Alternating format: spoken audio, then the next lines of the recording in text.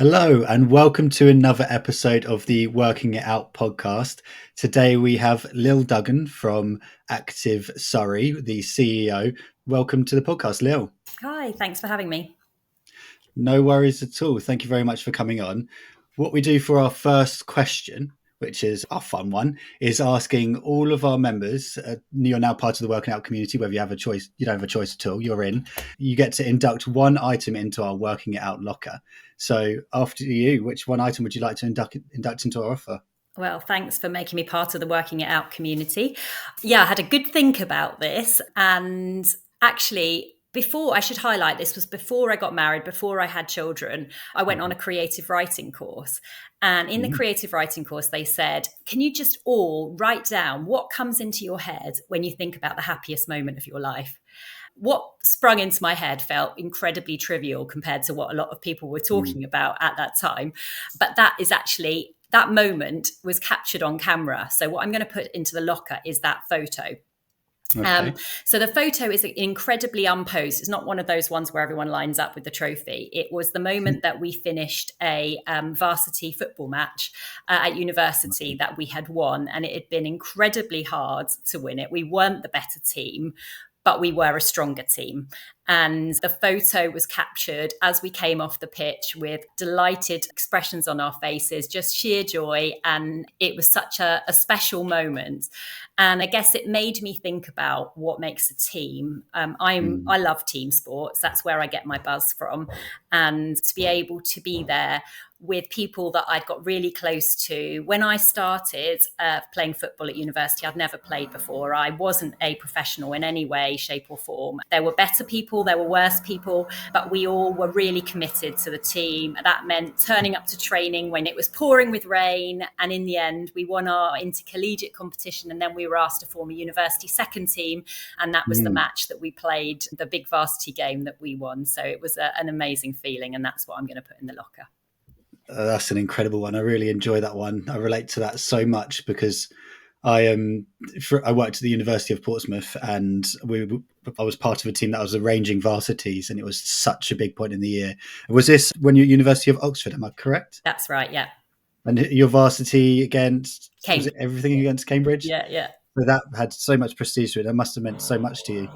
That's really cool. So yeah, when I was arranging down in Portsmouth, it was against Southampton, and that's a huge rivalry that for the cities more than it is for the universities themselves. Yeah, The cities, absolutely. it means absolutely everything to them. And it's probably the only time of the year where the local community gets involved in university activity, because otherwise it was those bloody students. Yeah, exactly. But that one weekend, everyone was together because it was Portsmouth versus Southampton. Those varsity wins just meant everything. So, yeah, absolutely. did you play football before university? Was football a big part of your life, or was it something that you got into throughout education? So when it comes to sport, I'm a jack of all trades and master of none. I just love getting stuck into whatever is available to me. Generally, I enjoy things with a ball the most, but I used to do running as well. I was in 800 meters. Fundamentally, and this is something I think we'll dive into later, for me, I know what my body can do, and therefore I feel like I can get stuck into whatever opportunity comes up. And so for me at university, it was amazing to be able to try so many different things and just have a go at them. But fundamentally, my main sport is netball. Is netball nice? Yeah. Is that something that you still play now? Well, and again, this is probably something we'll get to. My sport, physical activity and movement relationship has changed over time. And I do suffer with some long-term health conditions and also incredibly bad knees, which mean that I've had to adapt how I move. And I think the fact that I know that it's important to me has made me be able to focus on things that probably wouldn't have been my first choice when I was younger. But now I know are good for me, like yoga. So I know that enables doing that regularly, even though I'm truly awful at it, enables me to be able to carry on doing a little bit more of the things I love. But I think netball is one thing too many. And yeah, so I've had to adapt to what I think are probably more grown-up activities. But yeah, it's a shame, but at least I can carry on moving. That's really interesting, and we don't have to dig into that one later. I think it's really interesting to flow into that now, really. So you say you're living with some long-term health conditions. What does that look and feel like for you on a daily basis? Can you give some more information? I have immune conditions, and that means that I can suffer from quite severe fatigue. It also means I have to regularly medicate. So that just means I have to think about when the timings of things occur and making sure that I have regular meals.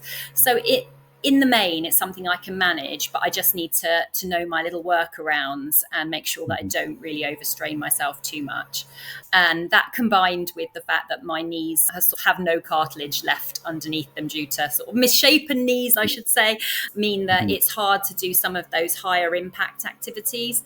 But I've found now, as I've got older, that I know I need to keep moving. I cycle regularly with friends, not in a sort of hugely competitive lycra clad way, Mm. but have a little gang from my street, and we meet up on the mornings of the weekends, and we just go out together and do a little ride, and more importantly, a good natter.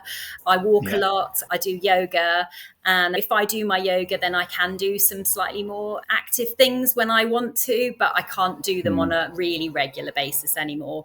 But the other day, having played a little bit when I was on holiday, I started at a pickleball club on this Nice. week actually, and that's a really good activity that I think I'll be able to carry on doing. It's really growing so fast, and I've seen some articles saying that they feel like tennis is at risk because of how accessible pickleball is and how easy it is to pick up and just play with friends. So how have you found that?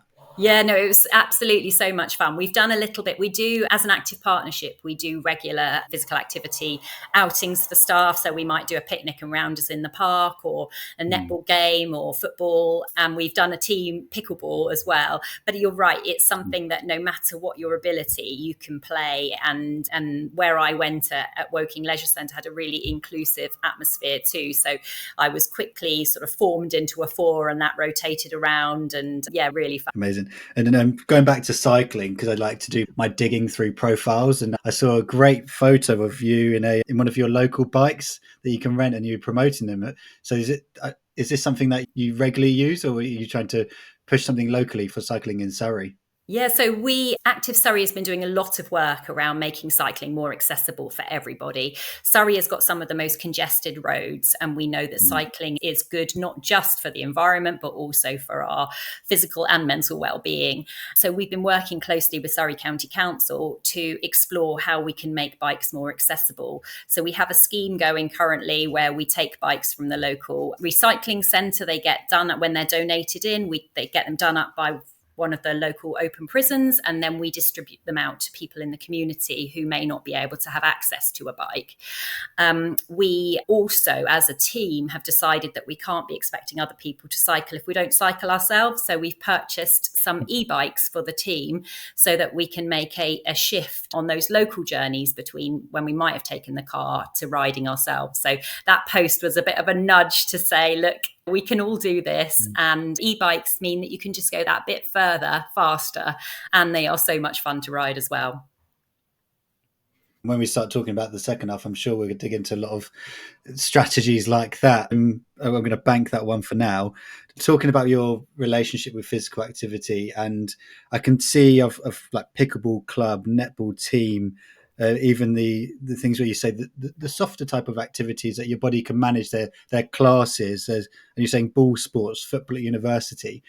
It sounds like the social, and you highlighted earlier, the social part of sport is really important to you. 100%. Yeah, I think it's fundamental to my relationship with it. Some of my closest friends have been on teams with me, and I really enjoy the social side. I really enjoy being able to share my love of movement alongside doing it with people. And that for me is, I think I would struggle to do really individual things. And actually, I think that was one of the reasons why I pivoted away from athletics and moved more into team sports, used my running ability in a team environment, because I am a social person, and that for me gives it an extra benefit. Oh, of course, yeah. I mean, exactly the same. And I've spoken about this so much in previous podcasts about myself, but so that links really nicely into like how sport just can give you so many different emotions. So, when it comes to physical activity for you, if you were to pick one emotion that would describe your relationship with it, what would that one emotion be? I think it links back to that photo I described, and the word is joy. because actually when you look back on memories, so many of them are related, or so many of my special memories are related to sport and physical activity. It's all about when you've pushed yourself with people around you, and that tremendous sense of euphoria at the achievement that you've done, how hard you've worked, but it really kind of pushes that strength of emotion from you. And sometimes it's just that sheer love of moving, whether it's riding down a hill or running across the sand, wherever you are, you just can feel that sense of kind of flying and freedom. And yeah, so I've chosen the word joy. Yeah, this is an amazing word, and I think there's so much that we've spoken about already where you can see where you get so much joy out of doing physical activity. Even speaking about when on holiday doing some stuff, I think the real part I'm quite interested in as well, in terms of, because we tried to pick out the highs and lows of your relationship with physical activity. So you're saying that there's been times where your knees have been bad or related to your long-term health conditions. Is there any times where you feel throughout the years where you felt like you haven't been able to get the joy from physical activity because of milestones in your life? Yeah, no, I think so. I think life is a series of invention and reinvention. And I would love to be still actively playing netball and still able to run freely. I won't be able to do that again. I know that. And that's been a low when you have that your body is going to have to adjust because it causes too much pain to carry on doing that. I also know that I am totally rubbish at yoga, and I'm not sure whether there will ever be a point where I can touch my toes because of tight hips and short hamstrings, but my long legs are good for other things. I think you reach a stage in life where you make peace with what you can do and accept your body and are grateful to your body for what it can do, and know that there are certain things that you have to continue to do in order to keep yourself healthy and strong. And a lot of people now are talking about that mindset of, what do I want to be able to achieve when I am 80? What physical activity levels will be expected of me, and therefore what do I need to be doing now in order to retain that? So whilst I love sport, I'm also really aware of more functional fitness, making sure that I can keep walking and cycling as I wish to, making sure that I have the strength to go for long walks, and all those things are really important to me. Yeah, so thinking about not just that sort of short-term pleasure of playing a game, but also that kind of long-term investment in the strength of your body. That's one thing that I've been really bad at, and my wife gets very frustrated at me at, because I always think I'll dive into an activity now and so injury prone. It's always something, and I should start thinking more long term about my body, but I just don't. I just can't, because I'm going to dive in 100% into American football and then just get absolutely beaten up. And my wife goes, your body's not prepared, wasn't prepared for that. So we've got your one item now, and we've got your one emotion. The next part is around your earliest memory of being active. Is there a specific memory that comes to mind? We've covered it already, but it's running. We had a little dog when I was growing up, and I can remember going to a sort of long ridge of a hill and feeling like I was flying, and how wonderful it was to be able to just stretch your legs out and go. And then building on that running, I can remember getting my first pair of studs for athletics and treating them like they were the most precious thing in the world, and keeping them shiny and new for as long as I could. And yeah, I think all that links back to that kind of sense of joy and freedom that comes from being active. Mm-hmm. So running with the dog, that's one thing which comes up quite more often than I first would think. But those memories of, I had to get out for the dog, so I'm going to go. Might as well go for a run as well. But when you're a child, it more is just the relationship that you have with your pets, and those really good memories. And I guess, like you say, linking to joy. So, and I also think in that memory, I wasn't intending to go for a run. I was just there in the moment and ran. And I can remember that sense of feeling like you were flying as you ran along the top of this hill. And so it's slightly different from that intentionality of running. It's just that kind of spontaneous movement of a body when you're a child, and how that feeling of exhilaration has stuck with me as a memory. Yeah, that's fantastic. I think that a lot of the things here link to, and a lot of stuff you've spoken about today. As a child, people normally talk about education and, I did this in school, or I did this for school. Up until this conversation now, we've only really spoken about sport from a HE point of view, and it was more the social side of that. So it seems like education wasn't that much of an influence on your relationship with physical activity to date. Is that correct? I think it's probably an underlying element of it, but not a key part of it. In secondary school, I can always remember being invited to join a lot of teams. I was the classic person that sort of is in the swim team, the lacrosse team. We randomly played lacrosse at my school. Did That's very cool. athletics at sports day. I can remember really enjoying it, whereas lots of my friends didn't really Mm. enjoy it. So I guess I don't necessarily.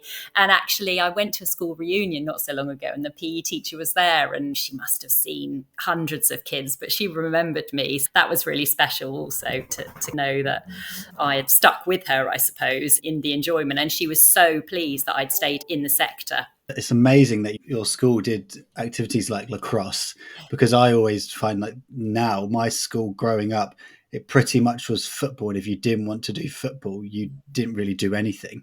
There was no other teams for any other sports. They did occasional stuff for a bit of hockey there, but no teams, no competing against other schools, no training of any sorts. It was just like PE, you'd mess around, but outside of that, it was just football.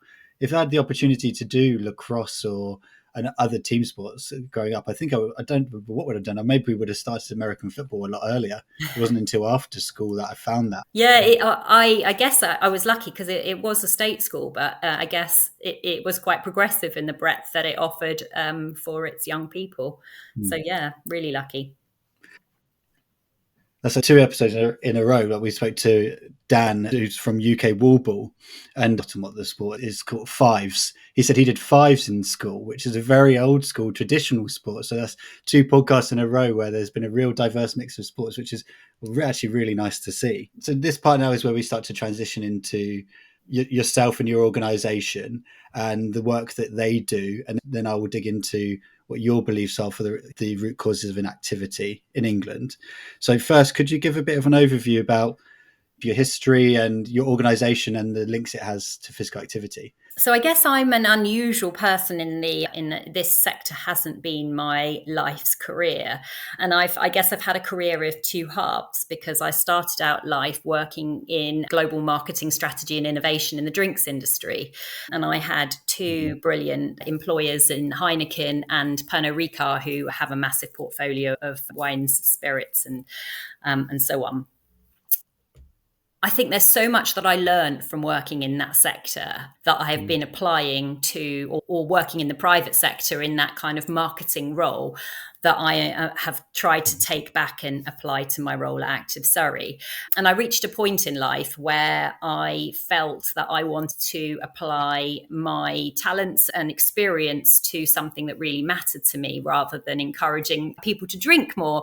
So it was a sort of pivotal moment where I felt like I was actively making a choice to make a difference in what I did, and really was thoughtful about what that might look like, and really thought about where my passions were, and found the role in Active Surrey and haven't really looked back since then.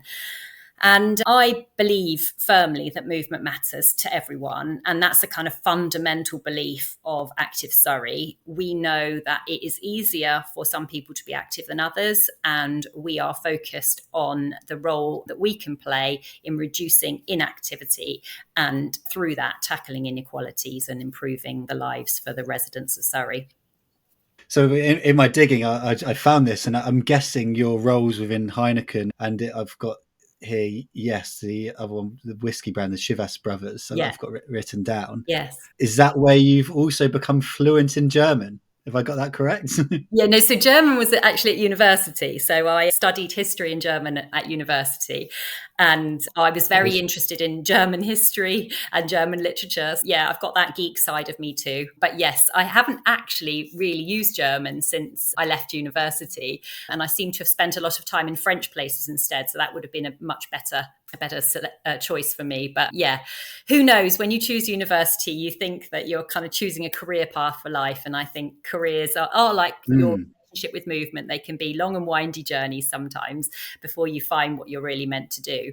So yes, I wouldn't say German fluency is quite as much as it was back then, but yeah, really enjoyed studying it at university. And then yeah, went into marketing after that. When I saw it, I was like, "Oh, that's pretty cool." I was quite frustrated. I went to Berlin not that long ago, and I did German in school, and I thought, oh, this will be fine, but then I just couldn't understand a word. So when I saw Fluent in German, I was like, yeah, Duolingo apps just don't really work for me. So I would love to pick Better that than back up again. nothing, but yeah, no, it's an interesting thing you've Very pulled off out piece, there. but I just thought that was, Yeah, very off piste. yeah, I love it. Very off piece, but I love doing my digging because I saw your roles and the links. I was like, I've got to ask because this is how people get to know you better as well, which is the aim of the podcast. So then we spoke, jumping back into your marketing background, as you say, you've moved from brands that focus on alcohol to ones more on health and movement matters. Could you give people a bit more information about like Active Surrey as a whole, what they focus on, what you're working on right now? Yeah, so Active Surrey is a fairly large active partnership. We have a team of about 36 people. We have an education team, and we focus on integrating movement and physical activity into schools and creating opportunity for those who may not have had. I always say, though, the people that never get that slip home from school to say that they've been selected for a team, they're the ones that Active Surrey focuses on. And through the school games, we create opportunity for them and also work in that sort of more holistic way to support schools to take a physical activity led approach. We also have a community team. We coordinate the holiday activity and food programme on behalf of Surrey County Council. We also have a youth justice programme, which creates opportunity for those who are on the edges of the criminal justice system and curates a programme of them into sport, and also runs some active, safe and fun spaces for people to be active in areas where there are higher levels of antisocial behaviour. We have an active environments subsection within that does a lot of work around cycling. And then we have a health team, which is really focused on how physical activity can be better embedded into our health pathways. And at the moment, they have been doing a lot of work with primary care to influence primary care and connect them better with leisure, and also been doing a lot more work around that link between mental and physical health. I'm going to give a personal shout out to your health team from my previous role at YMCA. I connected with them a lot, and they were Brilliant. great. If I got the name, hopefully I've got the name correct. Charlotte Long in the team. Yeah, she was fantastic. So plug to the health team. Lovely to hear. Shout out to Charlotte Long. Yeah, really enjoyed working with your team there. Whilst at the YMCA, it was trying to figure out what we could do in East Surrey, and so much time for us. So I appreciated that. So if now we've got an idea about yourself, your background, your relationship with physical activity, and hopefully the listeners understand you more as a person. So this next part is around understanding your beliefs for the root causes of inactivities. Of course, we're going to have Active Surrey in your mind, and it's going to influence your answers, or you've worked there for a while, so influence your way of thinking. But this is to dig into your personal opinions now. So firstly, if you were going to map out the causes of inactivity, where does your thought process start? So I know that inactivity is so multifactorial. And I also believe that a person's ability to be active, all of those multifactorial elements intersect in place. So I am a great believer in taking a kind of whole system, place-based approach. But layered on that, I'm also a great believer in the power of influencing children and young people. I've talked about my inherent understanding that I know that I will get enjoyment from movement, that I will find value in movement and meaning in movement. So that kind of physical literacy-based approach. And I believe that if you can create that understanding in young people, then you can build a relationship for life that will ebb and flow over time.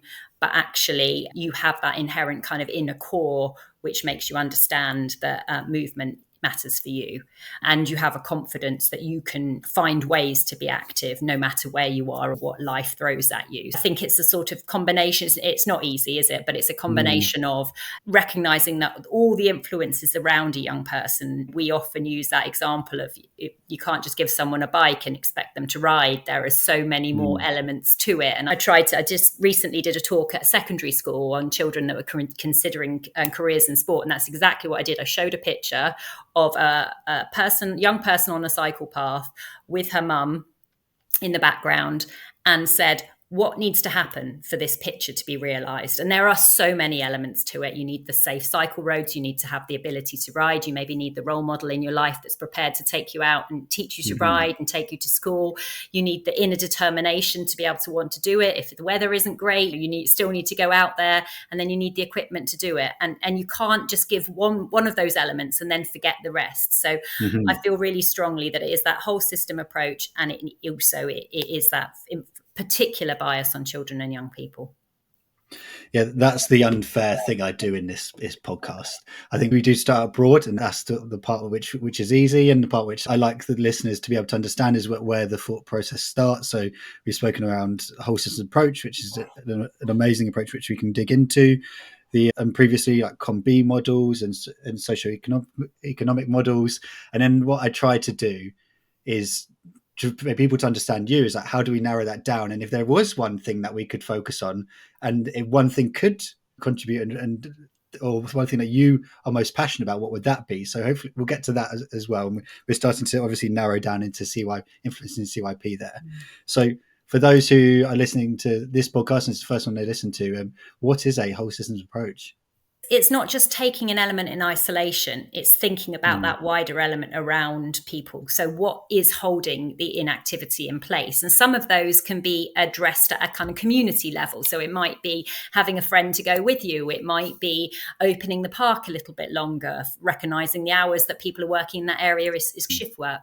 But it might be more at a system level. So it might be the fact that the barriers to getting fit notes for someone is waiting to be signed off for exercise from a doctor, or it might be something around in one of the places that we're working with, the Sport England Place partnership that is currently being rolled out. We know that there's an amazing leisure centre that's been built, but it's just across the other side of the huge reservoir, and the people that live in that community it's 2 buses to get there.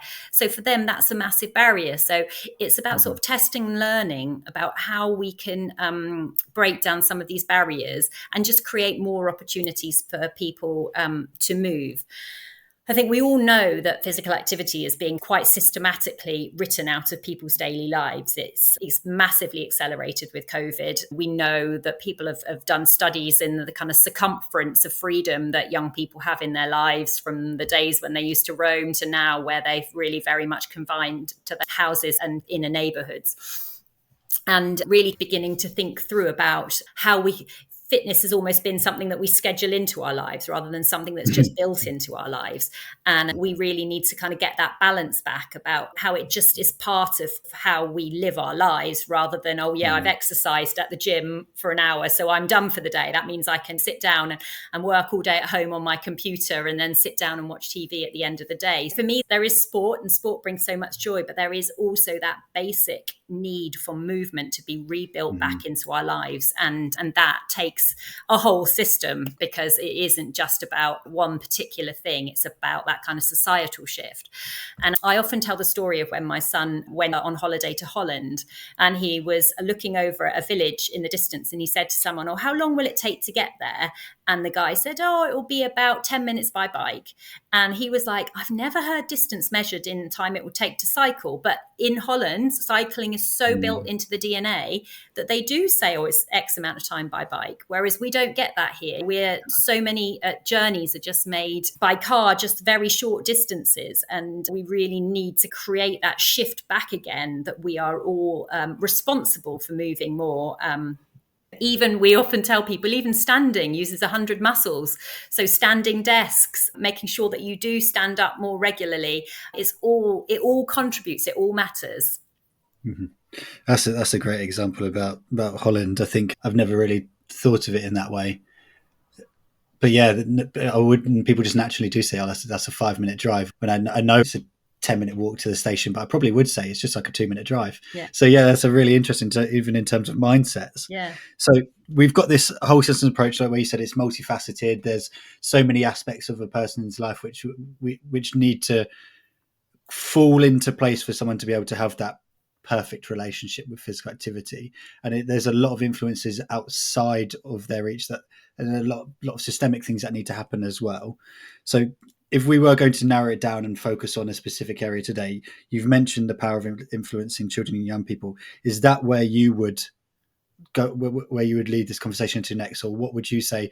This is what I'm most passionate about. This is the area which I would like to focus on. If I was going to start my own business, this is where I would spend my time. So I think there's amazing work happening across the system, and it really feels like there is a joined up, cohesive, strategic direction with uniting the movement, and a partnership that's happening across wider sector partners to change the dial. I guess where I think there is a further opportunity is, and I guess this comes back to my background in the private sector, is thinking a little bit more, using some of the tactics and strategies that are utilised by the private sector or by influencers to change behaviour. Because I don't think that any of us sitting here in our sector are the key influences of society. And I don't think that we are the ones that people are looking to for behaviour change. So actually thinking about some of the kind of the sort of big data sets and the tactics that are employed by large scale brands and also online influencers, and really thinking about how we can leverage them more actively in order to be able to feel increasingly relevant and bring about that societal shift. And I've got some relationships with private companies who we've engaged with, like Vitality is an amazing example of, they know that prevention works. They're not still having that conversation about is prevention worth investing in, which is a conversation we are still having. When budgets are so tight in the public sector, we're still having that conversation about, is prevention, can we afford prevention right now? And actually they know that prevention yields returns for them. If they can make a population within using their services be healthier and stronger, then they're not reliant on their health insurance as much. And I think that's a really great example of how this actually can yield return on investment, but you have to be prepared to think differently and really dive into what is driving big societal trends. How many times when we all look at our Apple Watches and it buzzes and says time to stand, does that kind of provoke something? And we need to be thinking about who are our wider allies out there that we can be partnering with on this journey. Because I think what we're doing in our own sector is amazing right now. And it's about broadening that network of people and network of tactics that we think are going to be able to change the dial. Because this isn't easy. If it was easy, we wouldn't be having these conversations. I completely agree. And I do feel we're quite behind with sport from a behaviour change point of view, but also you slightly touched on it there. From a digital point of view, we're still talking about, and we're using good examples. Like I just spoke with Mel Bound and their digital community, and that seems like it's a revolution in our sector. But really, that's just a forum that's been utilised to change behaviour, which people would have been doing 10, 15 years ago. So, but she's not trying to belittle Mel's work, but it's so new to our sector, and that's why it worked, because it's proven in others. So in terms of how could you then introduce that into your current role and within Active Surrey, what does this look like now? We would say, okay, yes, we're going to take expertise from the private sector in behaviour change, and because we're behind, like, how do we take those next steps into doing that? So for us at the moment, it is about finding those allies that are supportive of us. I think all of these things take big budgets, but there are some smaller elements that we can take in order to be able to start moving forward with this. If it were easy, I'd be doing it already. But yeah, we are building up that network of allies and beginning to think differently about how we can work. So if there's anyone listening that wants to engage over this, but those kind of communities out there that are they've built up the marketing skills in order to sell their products, but actually they have a kind of CSR value that they're prepared to share some of that for community good. I think there are some really exciting opportunities that we could have that just begin to nudge those behavior changes a little bit more than they are right now. And we see that in our everyday lives. Every time you put something in the basket and you get a reminder to go back and buy it, they're the kind of tactics we need to be deploying to understand our populations better and to be able to support them into the kind of activity that they want. I think it's really interesting. And the one I go back to, I had him on the podcast at the start because I think he's on your board as well. I think Bourne Barracore and Arpox, because he fully understands this, and he's working with amazing brands as well, Lucozade, Vitality, and this is himself where he's gone. He understands his audience, understands the private sector and the influences that it can have, and he's just approached them. And he was one-person band to start, and he Yeah. had all of these huge connections because he understood the importance of growing a community, and that's why the Couch to Fitness, which Sport England funded, was so successful in engaging a diverse audiences because it looked fun, it looked cool, and it was accessible in a way which didn't feel like we were pushing activity onto people. Yeah, absolutely. So I think two things in what he does so well: building a community and the power of digital. And he said to me, if it's not online, it never happened. And that's his mantra, is very Mm. much to create that sense of digital presence, and but also combined with a very real community Mm. feel on the ground when you're present at one of his classes or activities. So we've started with a whole systems approach, and then we've gone into how we can utilize the private sector expertise. That is a completely new angle, which I really appreciate. We're really broadening out this map, Yeah, which well, is I think they're fantastic. part of our system, aren't they? And they're probably Yeah, a part of the this system is which it. at the moment isn't being as drawn in as it could be. I completely agree. I think we're so siloed as a sector, and we try to learn from each other, and we're starting to, especially within health, learning from the health sector and understanding how we can create the links and learn from them. But it seems like your angle here is around the potential like investment and opportunities that we can get through working with the private sector. Is that something which you're also conscious of, or is it more just what learnings we can take from them? I think for me, it's less about investment into us and more about how we can partner. And I think in Mm. terms of data, private companies have been working with big data for a long time. And I don't think we are doing that yet. We're not curating participant journeys and re engaging as effectively as we Mm. could be. And I think that there is probably some partnerships that we could explore in that space. Certainly at a kind of local level, we're keen to explore that to be able to better understand and keep the engagement going with people so that they can kind of know Mm. what's out there and know how to dive in, find support. Yeah. I know these things are fraught with challenges, but I think that's where partnership and expertise comes in that we can draw from. Yeah, I try not to bash Sport England in every single podcast I do because I work for them, and also I've always aimed to work for them. But the culture I feel Sports England created previously, before uniting the movement, was one where data was so precious to each individual organisation that the thought of sharing that with, at that time, would be a competitor. For maybe they felt it or not, but this was how I felt looking in, for a national governing body going, why would we share our data with that sport, because we need this to get funding. Yeah. So the concept of having a data set for across the whole sector, where we knew who was doing what sport, where everyone is, their attitudes, and how that could be shared across everyone, so that we could use that to work with amazing organizations outside of our sector. That just we would have been so far away from that about even 2.5, 3 years ago. So get it, hopefully, over this next strategy, by the end of it, at least in 7 years' time, we're in a place where we might even be in a better position data-wise to be able to say, no, we are all part of this system and we can connect. Yeah, and I know what I said is fraught with challenges, and it's almost Mm. every meeting I go into with health partners, they are saying that's one of the biggest things that's holding them back. But Mm.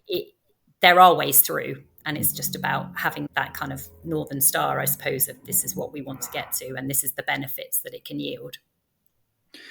Yeah, completely agree. So one part I did want to touch on, because this is our main section, but I really wanted to find out some more information about your points around the power of influencing children and young people in a physical literacy approach. I think why did that come to mind? Why did that play a role in your thinking?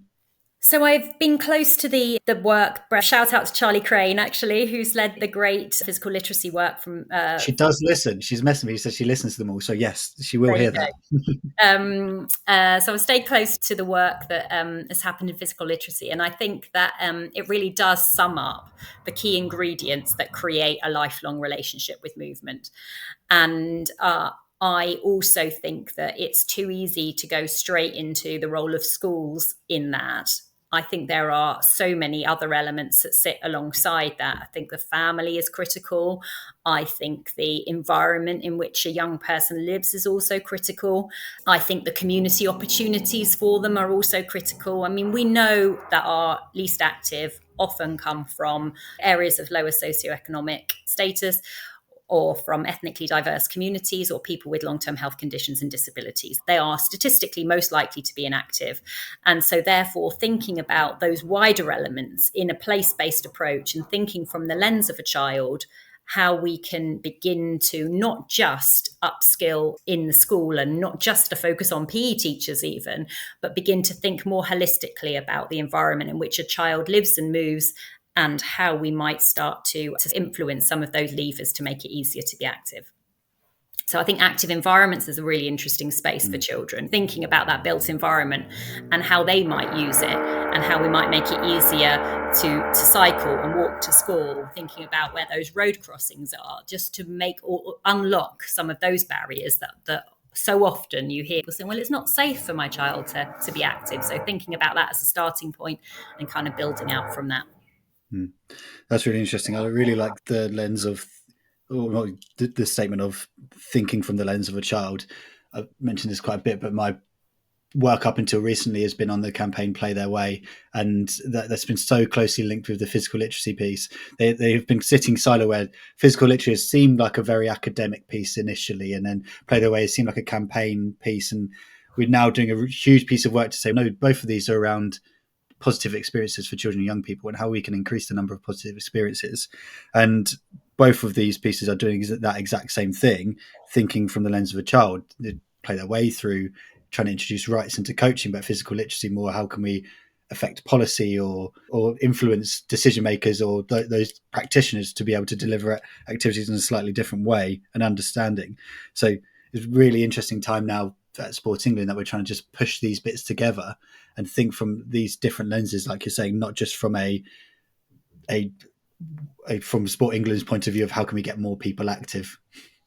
Yeah, no, absolutely. And I think Play Their Way is a great initiative, because I've been there with my own children. You have some children that want to be in a club environment because they are really ambitious for their future, and they want to be really competitive and push hard.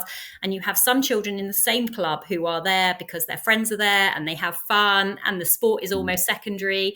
And you have to create an environment that's inclusive of both of those, and that is really challenging. But having that kind of child-led mindset I think is so critical to creating the positive experiences which will sustain the participation longer term. I think we'll stop there, which is an amazing place to finish, and an amazing finishing statement. Thank you so much for joining us today. I really do appreciate that. No problem. Really nice to be here.